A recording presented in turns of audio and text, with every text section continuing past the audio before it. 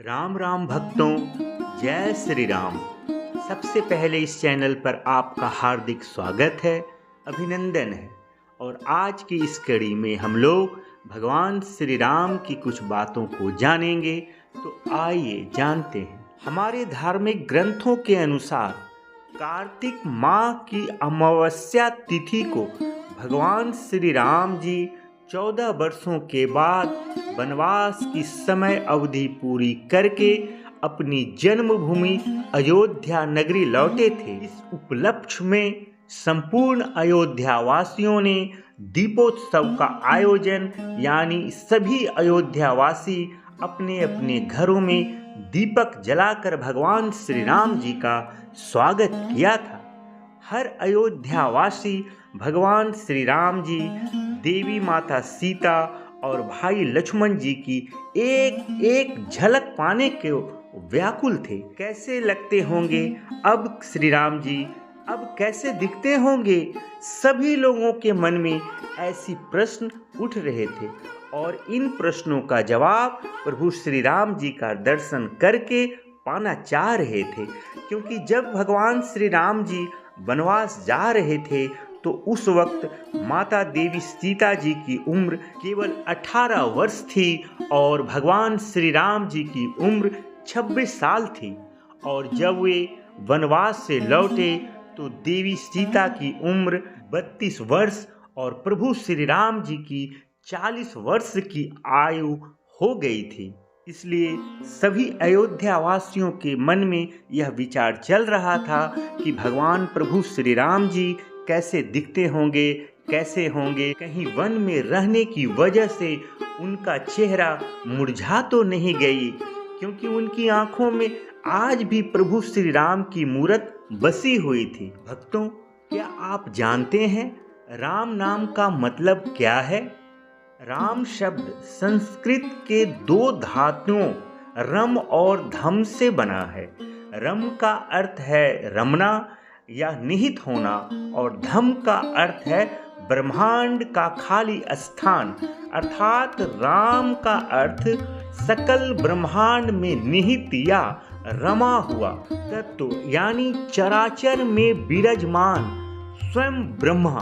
भगवान श्री राम जी का चेहरा या मुख कैसा रहा होगा? तो ऐसे में कह सकते हैं उनका चेहरा चंद्रमा के समान सौम्य, कांति वाला, कोमल और सुंदर था। उनकी आंखें कमल के समान बड़ी बड़ी थी। उन्नत नाक यानी चेहरे के अनुरूप सुडौल और बड़ी नाक थी। उनके होठों का रंग उगते हुए सूर्य की तरह लाल था और दोनों होठ समान थे। उनके कान बड़े थे जिनमें कुंडल शोभा बढ़ाते थे। उनके हाथ लंबे थे जो कि घुटनों तक आते थे, इसलिए उन्हें अजानुभुज कहा गया है। पेट भी उन्नत यानी शरीर के निचले हिस्से के अनुपात में ज्यादा बड़ा और ज्यादा छोटा भी नहीं था। उनके पेट 3 रेखाओं से युक्त था, जिसे अति शुभ माना गया है। भगवान श्री राम जी की पैरों की लंबाई शरीर के ऊपरी हिस्सों के समानुपात भी थी। अगर भगवान श्री राम जी के स्वभाव के बारे में कहेंगे तो भगवान श्री राम जी किसी के दोष नहीं देखते थे। वे सदा शांत रहते थे और सदैव मीठे वचन ही बोलते थे। उनसे कोई कठोर वचन भी बोलता तो भगवान श्री राम जी उनका जवाब देना जरूरी समझते तो मीठे वचन से ही देते थे। अगर कोई एक बार भी उपकार कर देता तो वह उस एक उपकार से सदा संतुष्ट रहते थे। अपने मन को सदा अपने वश में रखते थे। प्रभु श्री राम जी किसी के सैकड़ों अपराध को भी याद नहीं रखते थे। झूठी बातें उनके मुख से कभी नहीं निकली थी और ना ही निकलती थी। वे वृद्ध लोगों का सदा सम्मान करते थे। अपनी प्रजा के प्रति उनका और उनके प्रति प्रजा का अनुराग था। श्री राम जी बहुत ही दयालु और क्रोध को जीतने वाले और ब्राह्मणों और ज्ञानी पुरुषों की पूजा करते थे और सदैव दुखी लोगों के प्रति दया रखते थे। अगर भगवान श्री राम जी की गुण की बात की जाए तो श्री राम जी पराक्रमी थे। पूरे भूमंडल में उनके समान कोई नहीं था। वे विद्वान तो थे ही साथ अति बुद्धिमान भी थे। वे निरोगी थे, इसलिए श्री राम जी हमेशा युवा ही रहे। वे बहुत ही अच्छा वक्ता भी थे और संपूर्ण विद्याओं के विद्वान भी। वे वेदों के ज्ञाता और शस्त्र विद्या में अपने पिता से भी आगे थे। उनकी स्मरण शक्ति अद्भुत थी।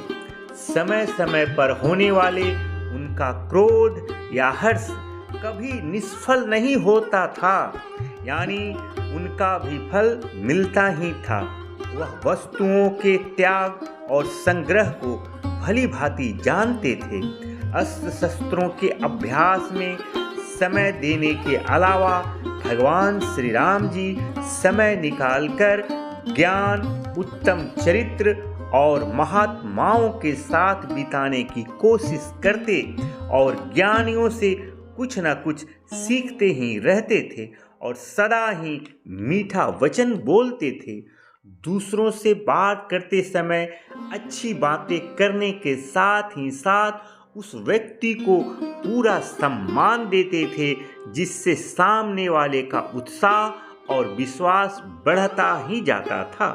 भगवान श्री राम जी पराक्रमी तो थे ही, पर इसके बावजूद उन्हें खुद की शक्तियों पर कभी घमंड नहीं करते थे।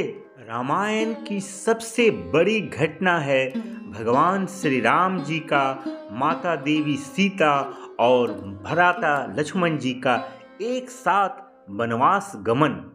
रामायण की कथा के अनुसार कैकेयी की जिद की वजह से भगवान श्री राम को वन जाना पड़ा था। प्यारे भक्तों, यहाँ एक सवाल यह भी आता है कि माता कैकेयी ने 14 वर्षों का ही वनवास क्यों मांगा था, 10 या 20 वर्षों का क्यों नहीं? तो मैं बता दूं, यह सब त्रेता युग की एक घटना है और हर युग में अपना अपना नियम और कानून होता है।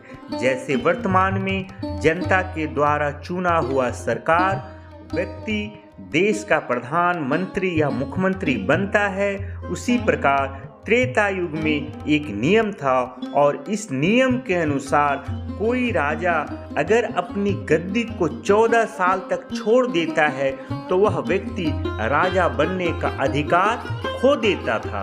इसलिए माता कैकेयी ने भगवान श्री राम जी के लिए पूरे 14 वर्षों का वनवास मांगा था, ताकि श्री राम जी कभी राजा ना बन सकें और सदैव उनके पुत्र भैया भरत ही राजा बने रहें। ऐसे में प्रश्न यह भी उठता है कि जब इस प्रकार के नियम थे तो क्या श्री राम जी को नियम का उल्लंघन करके उन्हें राजा बनाया गया? क्योंकि वो तो 14 वर्ष के बाद ही आए थे और लगातार उन्होंने 14 वर्ष तक राजा की गद्दी का त्याग किए, तो फिर वापस राजगद्दी उन्हें कैसे मिली? तो भक्तों, रामायण के अनुसार 14 वर्षों का वनवास भले प्रभु श्री रामचंद्र जी गए थे, मगर राज सिंहासन पे भैया भरत जी ने प्रभु श्री राम जी का खड़ाओं को ही बिठाकर रखा। मतलब राजा का पद श्री राम जी के पास ही था। भैया भरत जी बस कार्यवाहक राजा के रूप में कार्य किए थे। लेकिन यह मात्र एक दृश्य घटना है। श्री राम जी के वन गमन के पीछे कई दूसरे कारण भी थे, जिन्हें समझने के लिए हमें रामायण को पढ़ना और समझना पड़ेगा। क्योंकि माता कैकेयी ने हमेशा राम जी को अपने पुत्र भरत के समान ही प्रेम किया था। कभी भी कैकेयी ने श्री राम के साथ कोई भेदभाव नहीं किया था। यही वजह थी जब श्री राम के बन जाने की वजह का पता भाई भरत को चला तो वह हैरान भी हुए थे कि माता कैकेयी ऐसे कैसे कर सकती है। और सच भी यही था कि कैकेयी ने यह सब जानबूझकर नहीं किया था। इनसे यह काम देवताओं ने करवाया था। यह बात रामचरितमानस के इस दोहे से स्पष्ट होता है। पति हमारी बिलो की बड़ी, माँ तू करहु सोई आजू, रामु जाहि बन राजु तजी, होई सकल सुर काजू। भगवान श्री राम जी का जन्म ही रावण का वध करने के उद्देश्य से हुआ था। अगर राम जी राजा बन जाते तो देवी सीता का हरण और इसके बाद रावण वध का उद्देश्य अधूरा रह जाता। इसलिए देवताओं के अनुरोध पर देवी सरस्वती ने कैकेयी की दासी मंथरा की मति मार देती हैं। मंथरा आकर कैकेयी के कान भरना शुरू कर देती हैं कि अगर राम राजा बन गए तो कौशल्या का प्रभाव बहुत ही ज़्यादा बढ़ जाएगा, तुम्हारी तो कोई पूछ ही नहीं रहेगी। इसलिए भरत को राजा बनवाने के लिए तुम्हें हट करना चाहिए। मगर यह सब बातें मंथरा की मुख से देवी सरस्वती माता बोल रही थीं। इसलिए मंथरा की बातें कैकेयी की मति को फेरने के लिए काफी था। कैकेयी ने खुद को कोप भवन में बंद कर लिया। राजा दशरथ जब कैकेयी को मनाने पहुंचे तो कैकेयी ने भरत को राजा और राम जी को 14 वर्षों का वनवास का वचन मांग लिया। इस तरह भगवान श्री राम जी को वनवास जाना पड़ा। इसके अलावा जो कारण है इसका संबंध एक साप से है। नारद मुनि के मन में एक सुंदर कन्या को देखकर विवाह करने की इच्छा जागी। नारद मुनि नारायण के पास पहुँचे और हरि के जैसे ही सुंदर छवि मांगी। हरि का मतलब भगवान विष्णु जी से होता है और वानर से भी। भगवान ने नारद को वानर का मुख दे दिया। इस कारण से नारद मुनि का विवाह नहीं हो पाया। पर जब नारद मुनि ने शीशे में अपना वानर रूप देखा तो नारद मुनि को काफी दुख और क्रोध हुआ और क्रोधित होकर नारद मुनि ने भगवान श्री विष्णु जी को श्राप देना चालू कर दिया, अर्थात श्राप दे दिया कि आपको भी देवी लक्ष्मी का वियोग सहना पड़ेगा और जिस वानर रूप से मेरा मजाक बनाए हैं आपको उसी वानर की सहायता से ही आपका पुनः मिलन होगा। इस शाप के कारण भी श्री राम और देवी सीता का वियोग होना तय था। इसलिए श्री राम जी को वनवास जाना पड़ा। इसके अलावा सबसे बड़ा कारण स्वयं भगवान श्री राम है। तुलसीदास जी ने रामचरितमानस में लिखा है, होई है सोई जो राम रुचि राखा, होई है वही जो राम रुचि राखा। यानी भगवान श्री राम की इच्छा के बिना कुछ भी नहीं हो सकता। भगवान राम स्वयं ही अपनी लीला को पूरा करने के लिए वन जाना चाहते थे, क्योंकि वन में उन्हें श्री हनुमान जी से मिलना था, माता सबरी का उद्धार करना था, धरती पर धर्म और मर्यादा की सीख देनी थी। इसलिए जन्म से पहले ही श्री राम जी ने यह तय कर चुके थे कि उन्हें वन जाना है और पृथ्वी से पाप का भार कम करना है। इसलिए तो कहाँ ही गया है कि जब जब होई धर्म की हानि, बाढ़हि असुर अधम अभिमानी, तब तब धरि प्रभु विविध शरीरा, हरहि दया निधि सज्जन पीरा। अर्थात जब जब पृथ्वी पर धर्म की हानि होती है, दुष्टों का प्रभाव बढ़ने लगता है, तब सज्जनों की पीड़ा हरने के लिए प्रभु श्री राम का अवतार होता है। आशा करता हूँ आपको वीडियो अच्छी लगी होगी और अगर वीडियो अच्छी लगी है तो कृपया वीडियो को जरूर लाइक करें, चैनल को सब्सक्राइब करें। आप सुखी रहें, स्वस्थ रहें। भगवान श्री राम जी की कृपा सदैव आप पे बनी रहे। ऐसी शुभ मंगल कामनाओं के साथ आज का वीडियो को विराम देने जा रहा हूँ। जय श्री राम।